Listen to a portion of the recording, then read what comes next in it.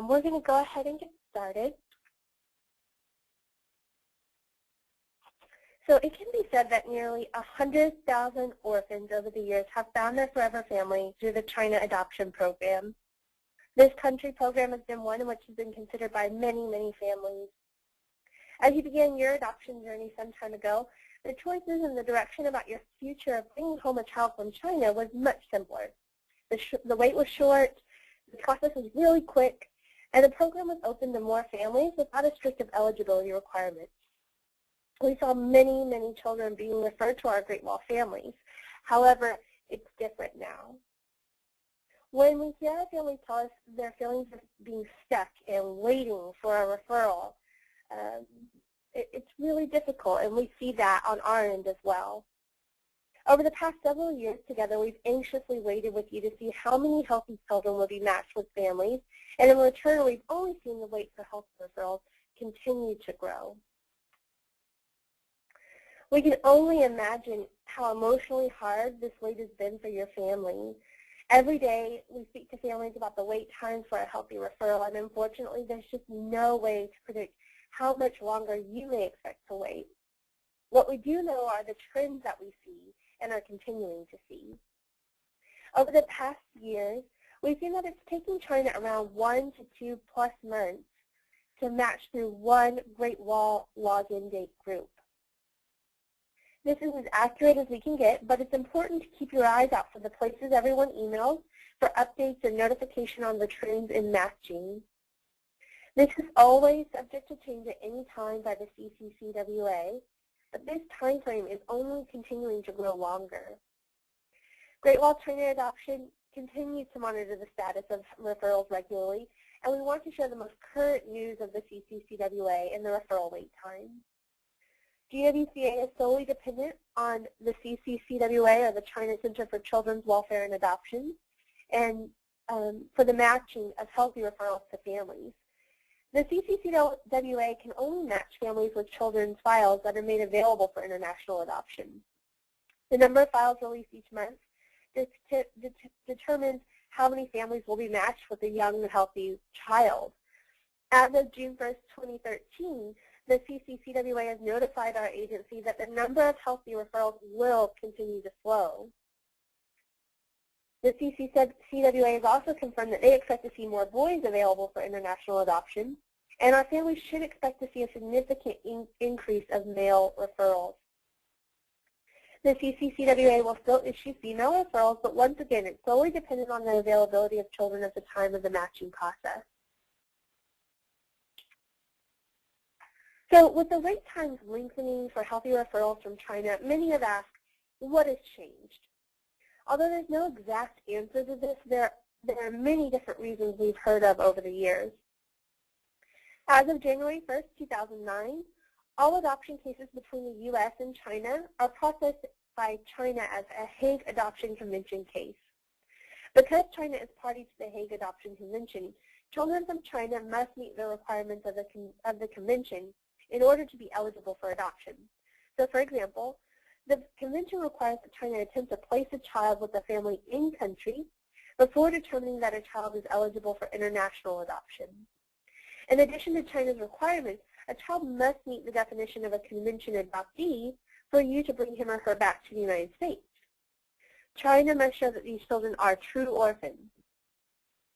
If the child's birth parents or if the child has a sole or surviving parent or a legal custodian, if they freely give their written irrevocable consent to the termination of their legal relationship with the child, or if the child has two living birth parents who are legal custodians that have signed irrevocable consent to adoption, they are determined to be incapable of providing proper care for the child, and then the child will be deemed a true orphan. As this may be hard to do if the parents are still present or haven't given consent, or if the parents have been in prison, these children might not be deemed as true orphans. Also, according to the Hague Convention, China must seek a family in country before considering international adoption. And with this being the case, we've seen that there's been more and more domestic adoptions being completed in China as well.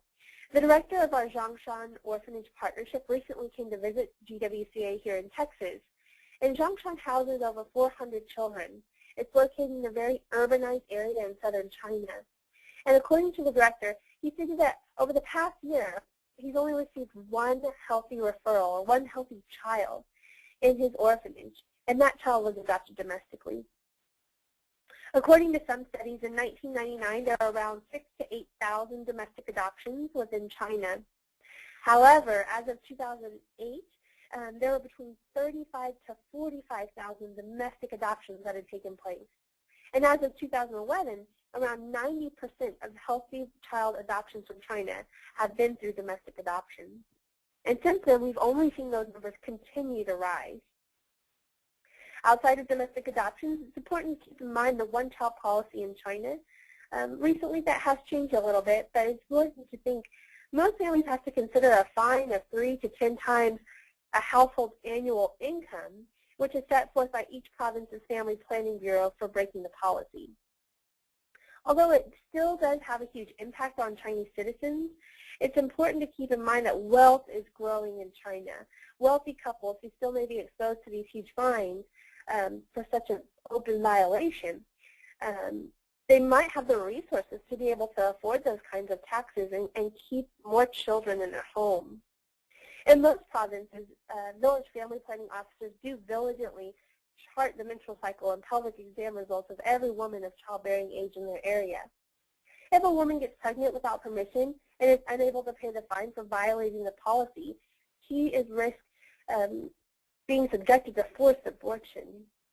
According to Chinese Health Ministry data released in March, 336 million abortions and 222 million sterilizations have been carried out since 1971.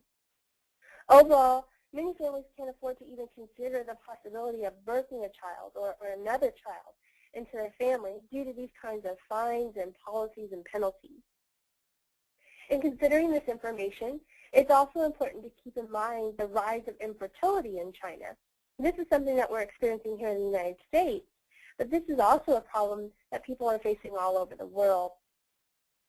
More than 40 million people in China are suffering from infertility, and this is mostly due to factors like heavy workloads and stress, environmental pollution, and unhealthy lifestyles. But one study also shows that most infertility issues amongst Chinese citizens may be due to the growing rates of abortions. This survey of 18,000 people seeking treatment for infertility in Beijing found that 10% have been trying to conceive for a year since getting married. 15% have been trying to conceive for 2 years, 25% for 10 years, the report said. Now, medical experts conclude that abortion can cause complications for women who want to have children in the future. And it stated that the high number of abortions and increasing levels of obesity were the main reasons for infertility rates in China. So after considering all of this information and the decrease in healthy referrals, China has really begun to focus on developing a program for special needs adoption. According to some studies, an increasing 75% of adoptions from China were those of waiting children. Adopting a waiting child is currently the most viable adoption for families looking to complete an adoption from China. With this news, many families have begun to seriously consider where they're at in their adoption process, along with how and if they want to proceed. After much soul searching, many parents have chosen this path in order to complete their family. And for families who have already chosen this path, we're hoping to share some updates about the Waiting Child Program and the children available. Although this program might not be the best for every family, we at Great Wall want to share more resources available for your family to explore this option. So many of you have chosen to adopt a healthy child due to possibly your age or trying to maintain birth order, or just perhaps due to the unknowns and the fears of adopting a child with a special need. Keep in mind that waiting children are just like any other kiddo. They're just children. One adopted parent recently told our agency that her child's special need is secondary to what an amazing kiddo she really is. These children still need the love, care, and attention of a forever family. Even pursuing a healthy child from China has many risks, including the potential that a condition has not been diagnosed or even the potential that there was a condition that has already been corrected and that child is now considered healthy. So who is a waiting child and what is the waiting child program? The Waiting Child Program manages the care and placement of children up to 14 years old with any level of diagnosed medical conditions or developmental special needs. They also manage the care and placement of children between the ages of 8 to 14 years old who might not have any medical diagnosis. It can be said that 99% of children waiting in China are those with a diagnosed medical condition. So when families think of medical conditions or special needs, many assume this means that a child has a severe, lifelong, life-altering medical or developmental condition. However, in the Waiting Child Program, we often see children with needs which are easily manageable or minor. Needs in this program might not be correctable. However, this slide represents the most common manageable and minor special needs received in this program. Typically, families who are open to conditions such as these might be matched within 6 to 12 plus months. So our goal today is to help you research the Waiting Child Program. And an important step in your research is to discover what are the myths and what are the realities about this option. For many families who've not even looked into their health insurance, many feel that they won't cover a child with a pre-existing condition. And this is simply not true for most cases. As a result of the federal and state legislation, discrimination by health insurance carriers against adopting children is prohibited. The Health Insurance Portability and Accountability Act of 1996 extended the prohibition against discrimination to government employers. So as a result, health insurance coverage for adopted children is now available for all families covered by group health plans as soon as those families assume financial responsibility for the child. Several other things were accomplished by HIPAA. For example, mandate that group health plans must offer the employee the right to enroll the child in the plan immediately. Now, if you have an individual or private health coverage, you will need to seek out more information on a case-by-case basis. As you research more about the needs your family is open to, we know that you have fears about the matching process. Many families tell us that they feel once they state they're open to a condition, they must be matched with that child, or they feel that our agency will only match them with a child who has a very significant condition. And the feelings and dynamics of their family aren't going to be taken into account. And nothing could be farther from the truth. As the matching process does happen at the agency level, instead of at the CCCWA like a healthy referral, our matching team here will be able to work with your family to help you find the best match for your family. Matching a family to a child is a process. It begins with the family learning more about the various conditions, talking with one another and deciding on their level of comfort. And successful families are honest with themselves, each other, and your agency. With time, education, and exploration, we'll be able to speak openly about the conditions you're best prepared to manage, and we'll consider children who might be a good match based on those parameters. It's always a process, and one in which we work very carefully with our families. And in all cases, your family will make the final decision on who your child is. A very common misconception about the program is that special needs will require too much care, and due to this, families feel that their only option is to adopt a healthy child. There are many, many children waiting who do not have a serious medical special need. What they do have is a very serious sounding special need. For a child in an institution, a diagnosed condition, a label, it can be a life sentence. What we're asking families to do is simply take another look at waiting children. Children with the label of a heart condition might only need a surgery or two after coming home. A child with limb differences might still have great mobility. A child with cerebral palsy might have weakness in one arm. But unless a family requests a child's file and has that file reviewed by a physician, there is little hope. So many children wait for the chance to join a family, and we hope that you would please consider taking another look at these children. So another myth is I can't explore the Waiting Child program without losing my place in line for a healthy referral. Families are able to learn about waiting children in the program without losing their place in line for a healthy referral. The CCCWA is not notified about your decision to move forward with the Waiting Child program until your family writes a letter of intent notifying the CCCWA of your decision. You will only lose your place in line once you commit to a waiting child and move forward. Until that time, you are welcome to explore the program and see if this might be a good match for your family. So, what if I want to move forward within the Waiting Child program? Where should I start? We recommend all families who are considering the Waiting Child program to begin by researching more about the conditions, the age range, and the gender your family is open to adopting. Your family should also connect with your social worker regarding your desire to parent a child with special needs. When you're considering the age, the gender, and the medical conditions of your child, your social worker can really help you look at all aspects to determine what would be the best fit for your family.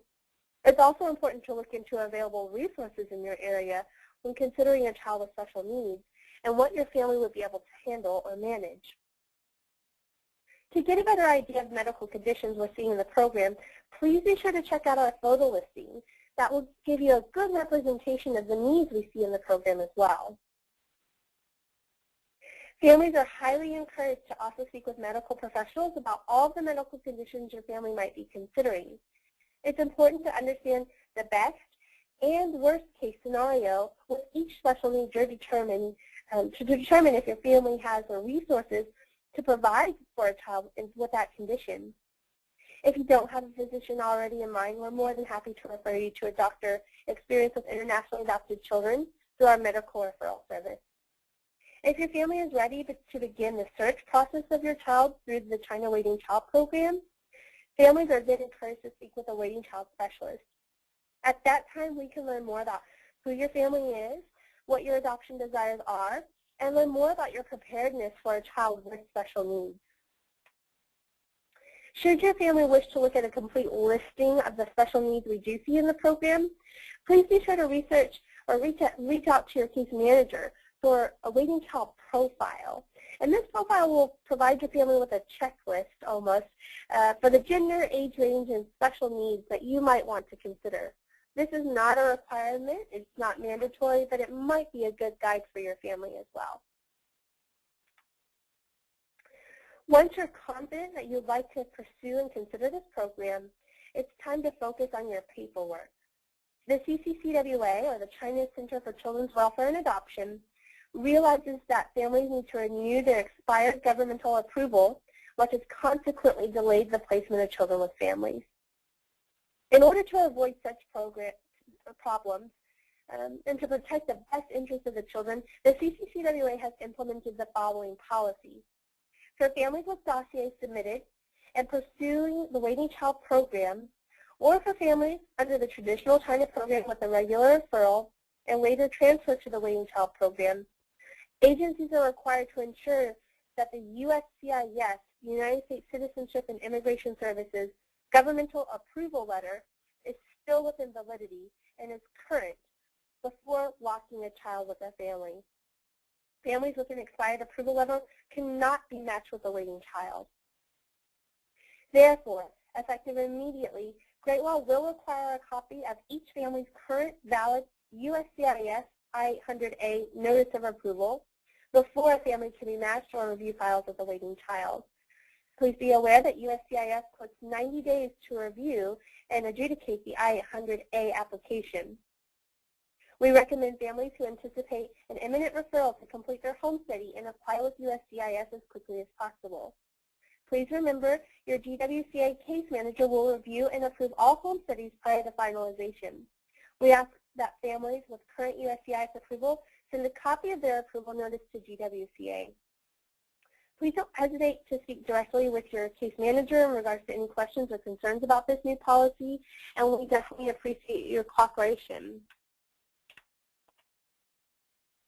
Once you've completed and updated your paperwork and have spoken with the waiting child specialist regarding your desire to move forward with the waiting child, our team will begin to consider potential children who might be a good match for your family. The waiting child process is different than that of the traditional China track, primarily within the matching process. Unlike the traditional China adoption program, where the CCCWA is responsible for matching a family with a specific child, the files for China-awaiting children are sent directly to agencies.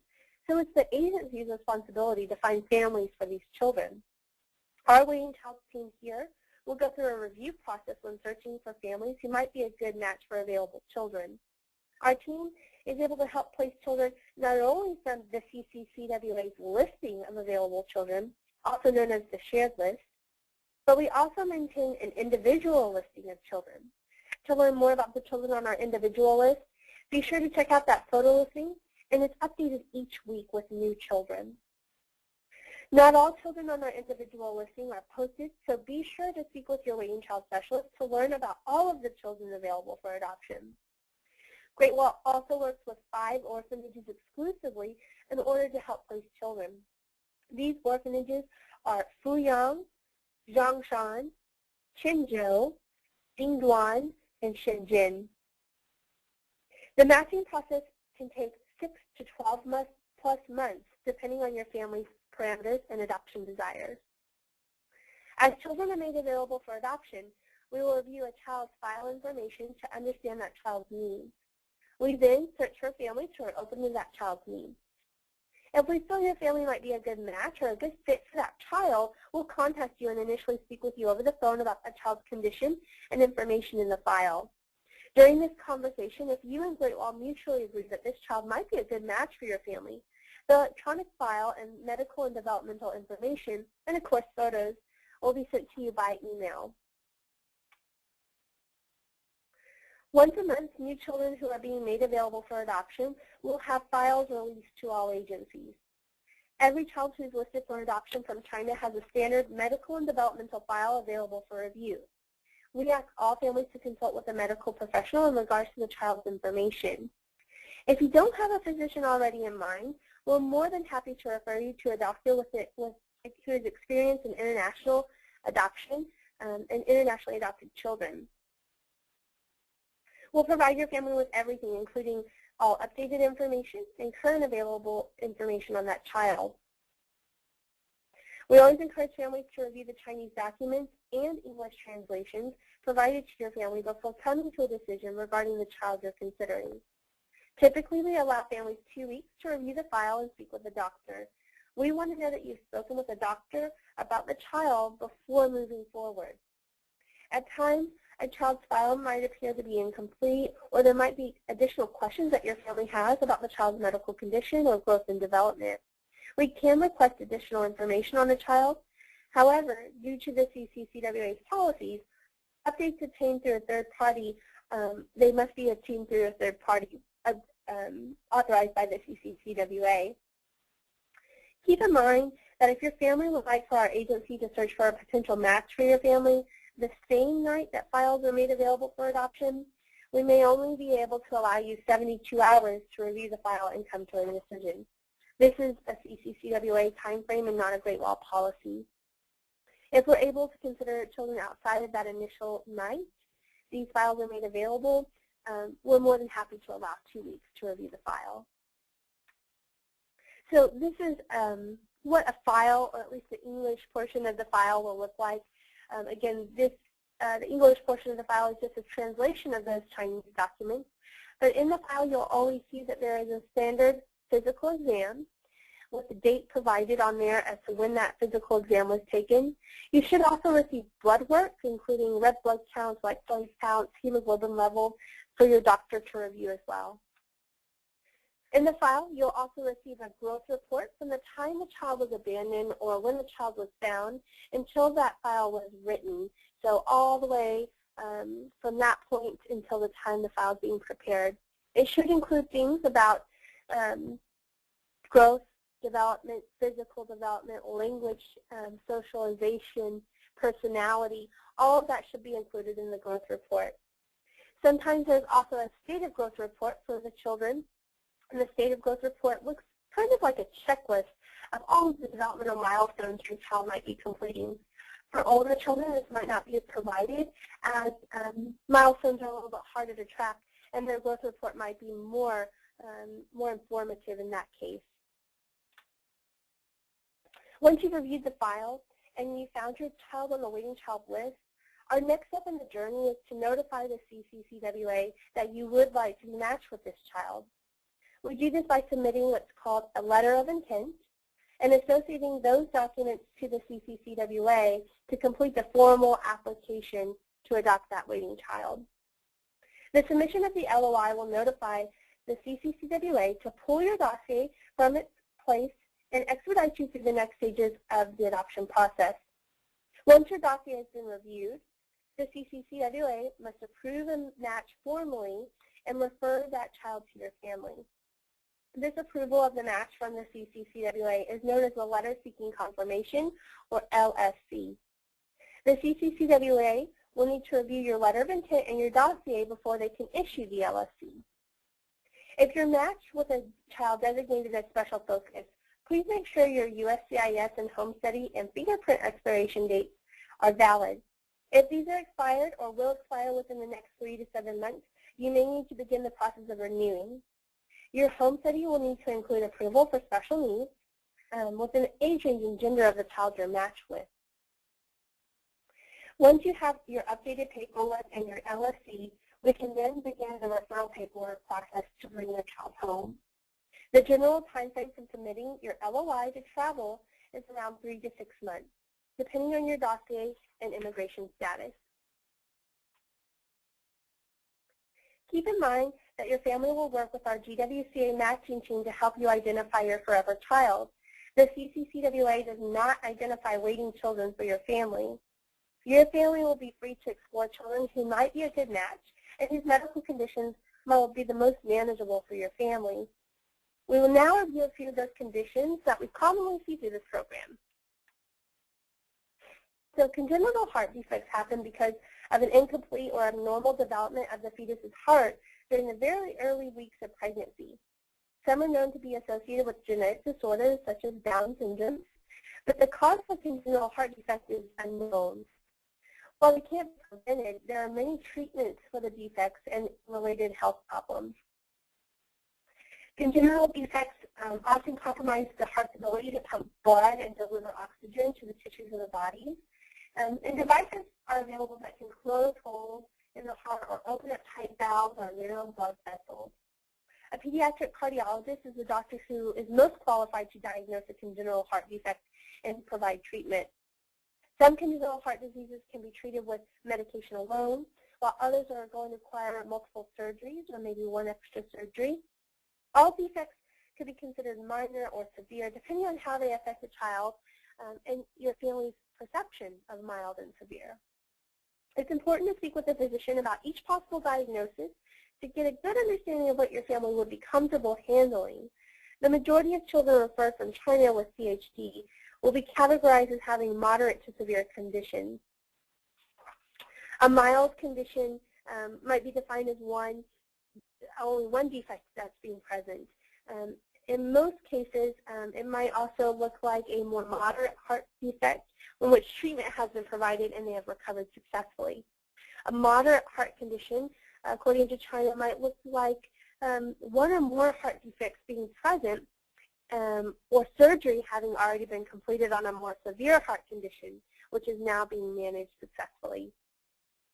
A severe heart defect would be defined as any defect that will require significant medical intervention and the child has no correction completed. Defects that might fall into this category could be endocardial cushion defect, transposition of the great vessels, tetralogy of Fallot, pulmonary atresia. Those might be types of conditions you're going to hear about. So for example, tetralogy of Fallot, it's also called TOF. It's rare, but one of the most common cardiac heart defects that we see. TOF is a condition that children are born with, and it's not one heart defect. Rather, it's a combination of 4 different heart defects that are present at the same time. Due to this complex set of heart defects, oxygen-rich blood and oxygen-low blood become mixed, and this leads to blood with a lower than normal oxygen content before being pumped around the body. Children born with TOF may seem healthy at birth, but the condition usually becomes quickly apparent since it limits that oxygen-rich blood from flowing correctly through the body. Some babies might exhibit cyanosis or a significant heart murmur when examined. Depending on the severity of TOF, infants will either undergo a complete surgical repair of the condition or receive a temporary repair, which will be need to be completed when the baby grows. Doctors base the surgical timing on how adequate the child's oxygen levels are. You might also hear about patent ductus arteriosus, or PDA. It's also a rare heart defect which affects some babies soon after birth. The ductus is a passage in the heart that's meant to close shortly after birth. When an unborn baby is in the womb, there's no need for the baby's heart to send blood to the lungs because the baby gets all of its oxygen it needs from its mother. Therefore, the duct acts as a bypass between the valves, allowing the blood to flow back to the heart without entering the lungs. Shortly after birth, the duct should close as the baby begins to breathe normally. However, in PDA, the duct does not close completely. This means that some oxygen-rich blood that's meant to be pumped away from the lungs leaks back through the duct into the pulmonary valve and into the lungs. Treatment might look like medications, catheter-based procedures, or surgery. The goal of treatment is to close the PDA. Closure will help prevent complications and reverse the effects of the increased blood volume. Small PDAs will close without treatment. Thalassemia is a blood disorder that's inherited and is characterized by less hemoglobin and fewer red blood cells in your body than normal. Red blood cells are the most common blood cells with the principal meaning of delivering oxygen throughout the body. Hemoglobin is the protein in the red blood cells that carries oxygen and is made of two proteins, alpha globin and beta globin. Thalassemia occurs when there's a defect in a gene that helps control the production of one of those proteins. The disorder, this disorder, an excessive destruction of red blood cells, leads to anemia. There are two genes involved in making a beta hemoglobin chain. When a child has two mutated genes, this is considered thalassemia B major. Symptoms might be moderate to severe, and this condition is also known as Cooley's anemia, and children might require regular blood transfusions. The type and amount of treatment for a child will depend on how severe the condition is. For most children with a moderate form of thalassemia, they'll require occasional blood transfusions, while children with severe cases might require regular blood transfusions.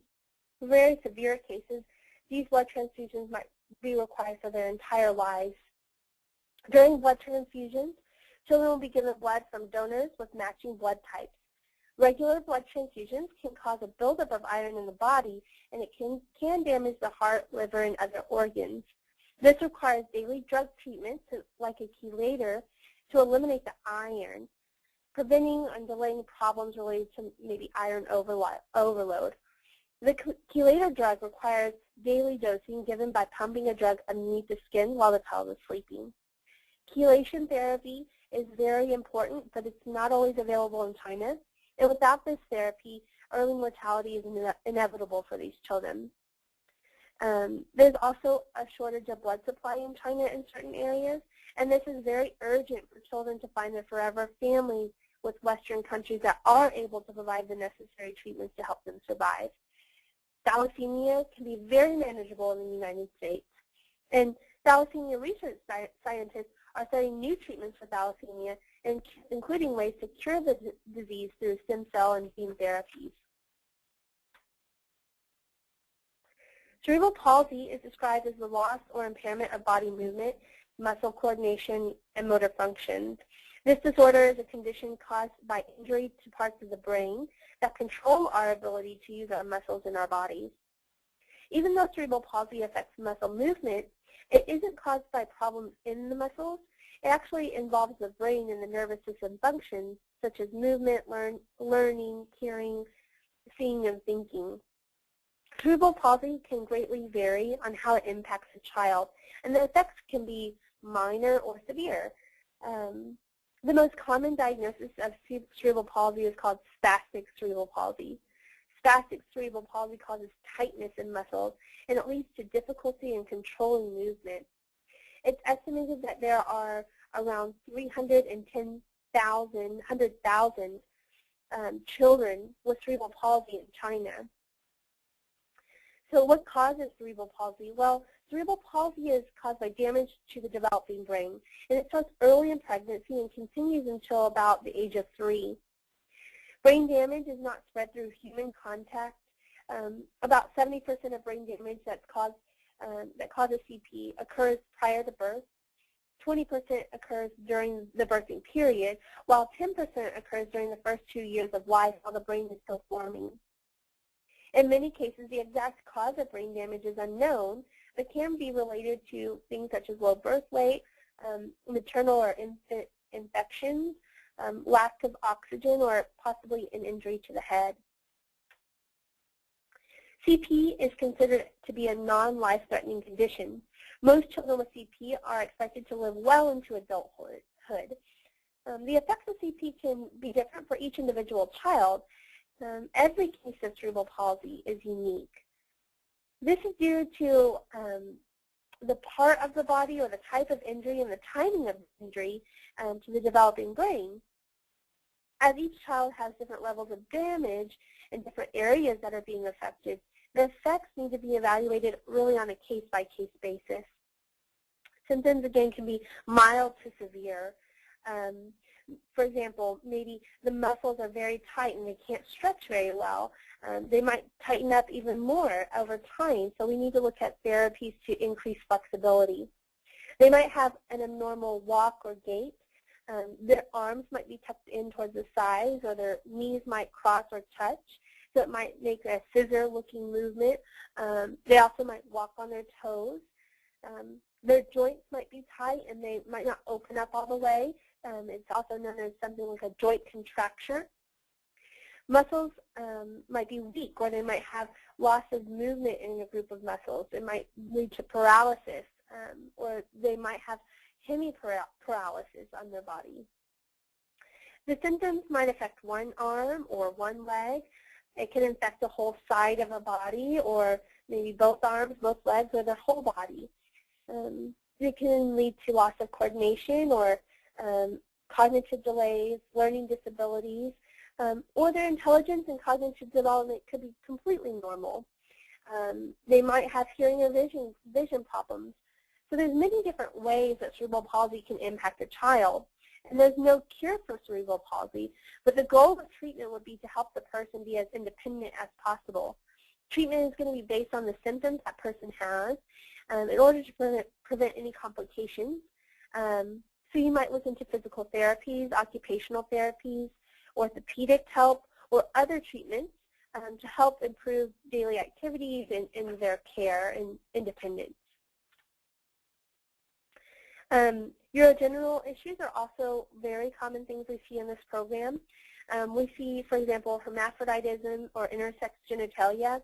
And this is a group of conditions where there's a discrepancy between the external genitals and the internal genitals. So, for example, the testes and the ovaries. In general, the children from China will, with this, will be referred to as a chromosomal abnormality. Often, we see children who have malformed genitalia mislabeled as hermaphrodites.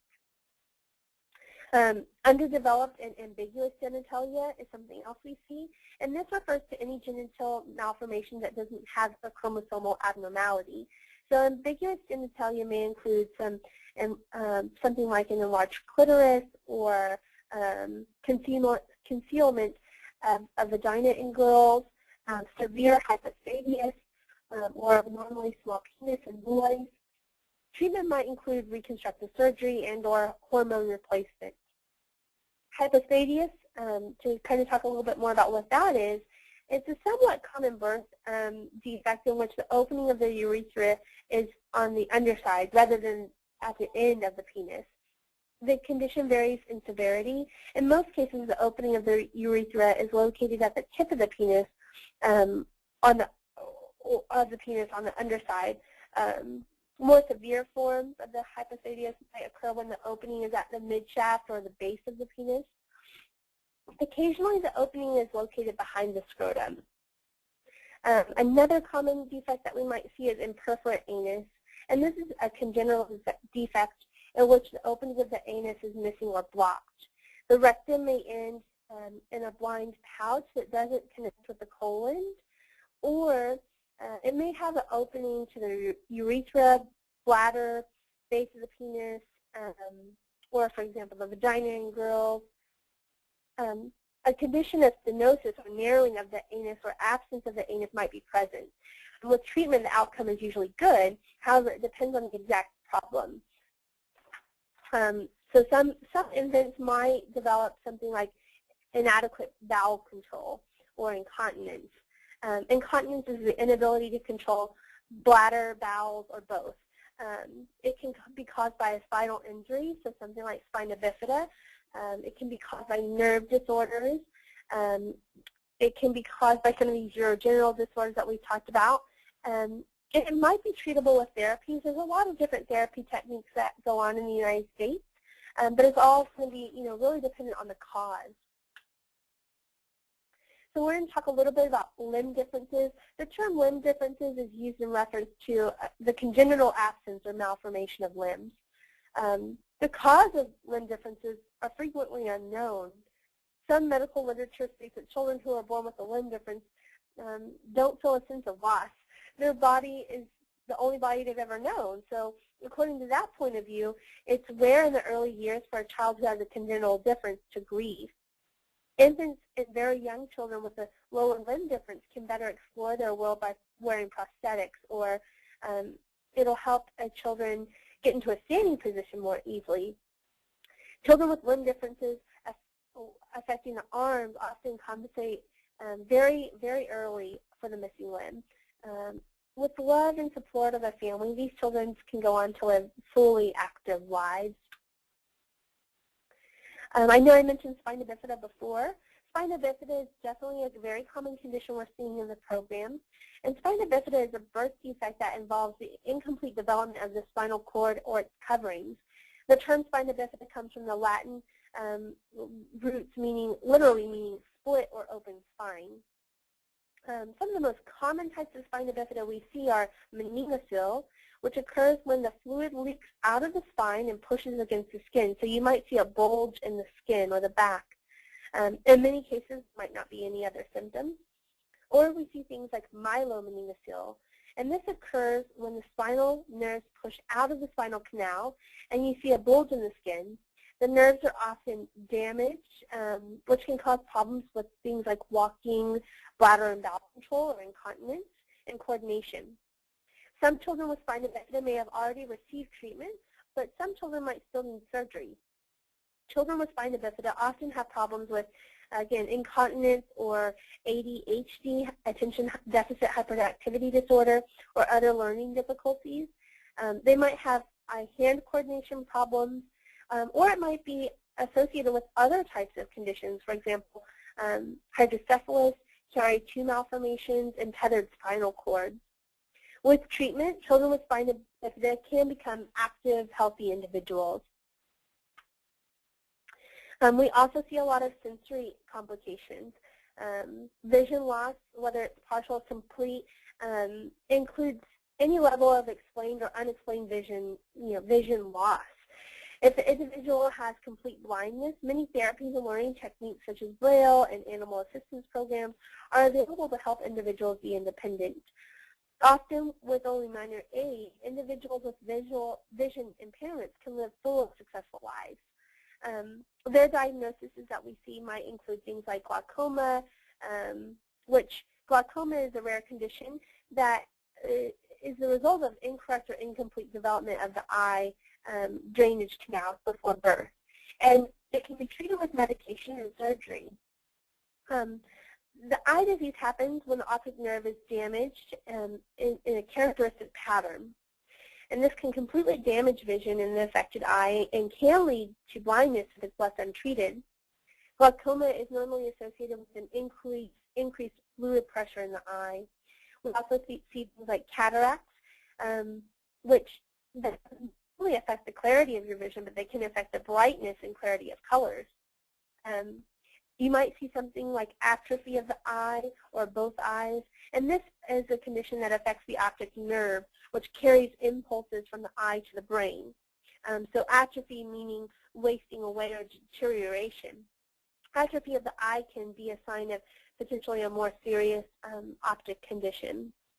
You also might see corneal leukoma, and that is an eye disease consisting of an opaque white spot on the cornea. We also see things like hearing loss or hearing impairment, and this happens when there's a problem with one or more parts of the ears. Someone who has hearing loss might be able to hear some sounds or nothing at all. People may use the words deaf, deafness, hard of hearing when they're talking about hearing loss. About 3 in 1,000 babies born with hearing impairment are born with a hearing impairment, so it makes it one of the most common birth defects. A hearing problem can also develop later in life. Hearing loss can happen because a person was born with parts of the ear that didn't form correctly or didn't work well. And other problems can happen because of an injury, illness, maybe middle ear fluid, serious infections such as meningitis, injury to the head. The kinds of treatment depends on the type of hearing loss and how severe it is, and the child's other needs. Common treatments may include medicine, operations, hearing aids, or other assistive listening devices. And the point would be to help emphasize voices and help kids hear better in noisy settings. So I hope that information was informative. Our goal today is really to help you learn a bit more about the program that you might not have known before. We know that there is a long wait potentially lying ahead, and we want to, we love to help you complete your family in the best possible way. The Waiting Child program is just one option for your family to explore, but it's not always the best option for every family. It's just one way that you might be able to look at completing your family. 99% of children in orphanages in China are waiting children and children with special needs. There are almost no healthy children, and at any given time, there are over 1,700 waiting children in China. There are many things that we hope we provided you to think about, and there are many faces that have been shared today in this presentation. And these are just a few more children who've been matched with their forever families through this Waiting Child program.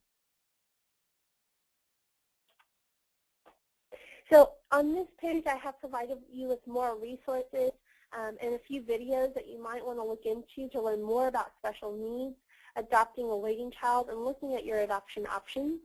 Feel free to contact me at any time. I provided my email and my phone number, and we can chat more about the Waiting Child program.